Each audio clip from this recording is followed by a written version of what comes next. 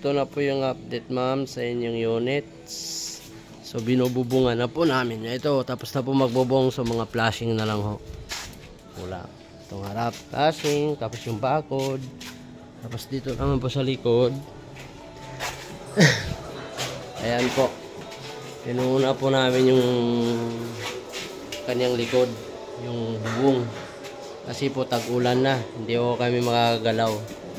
Hanggat hindi mabubungan yan. Ayan ho. So dito naman sa taas. Ayan, inasimbol na po yung sa, hagdan. Ayan, unahin namin yung hagdan. Sa taas okay na po. So, ayan, malinis na. May grout na, may tiles na, may dalawang kwarto na. Ayan po. Tapos, yan, meron na po siyang saksakan po yan. Outlet. Switch. Ayan po. So, nakabit na po yung pinto. Doorknob na lang po ang kulang. Ayan.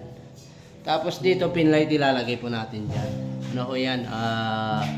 Landing area. Yan po yung switch na. Iba pa po yung sa hagdan. Ayan, sa taas. Okay, ito naman yung isang kwarto. Ayan.